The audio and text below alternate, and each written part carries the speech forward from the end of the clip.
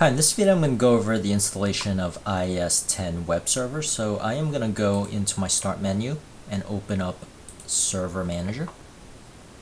And under Server Manager I am going to click Add Roles and Features.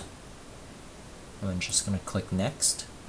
Choose the first option here and click Next. And I'm going to scroll all the way down, check Web Server IIS. And it will need additional features. I'm going to say add features. Click next. And here I am going to select ASP.NET 4.6. And the reason why I'm doing this is because very often when you are serving up programs in IIS, what you are going to host in IIS is actually ASP.NET applications. And those ASP.NET applications require ASP.NET.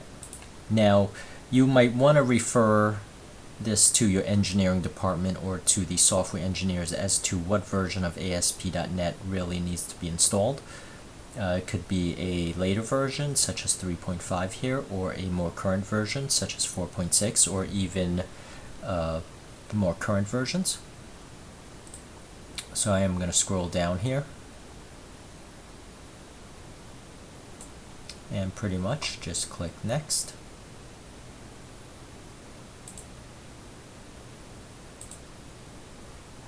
And I am going to select this. And because I know I will not be using WebDev, I am actually not going to select that.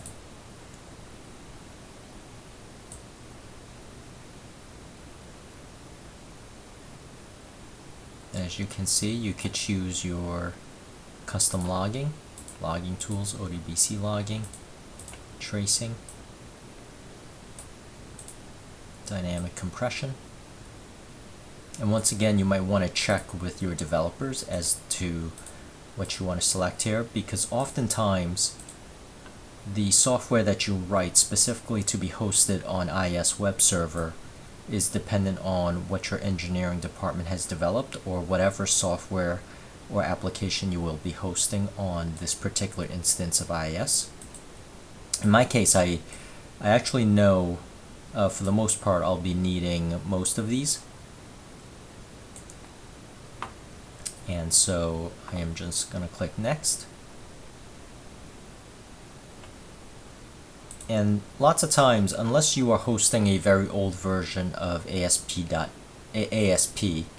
you will not be needing the IIS 6, or if you are doing SMTP, you will not be needing IIS 6. In my case, I am going to be hosting more current versions of IIS applications, so I will not be checking these.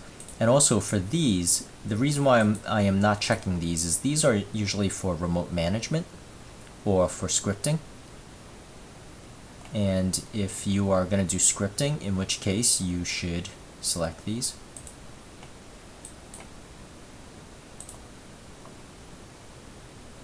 As you can see here, it says remotely from a computer using IIS Manager. I will not be managing this remotely, so I am not checking that.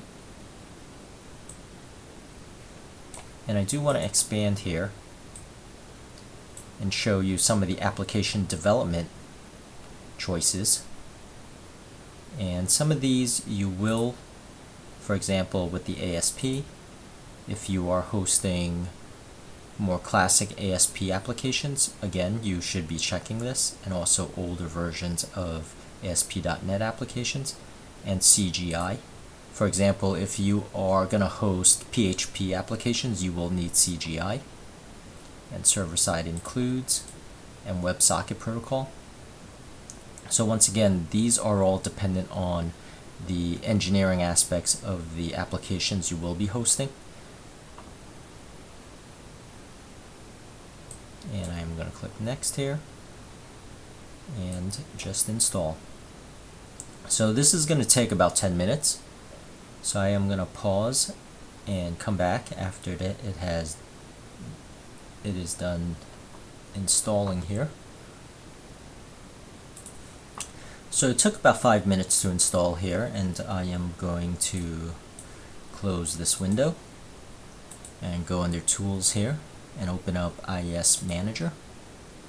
And I am going to verify the install. Looks like the service has started.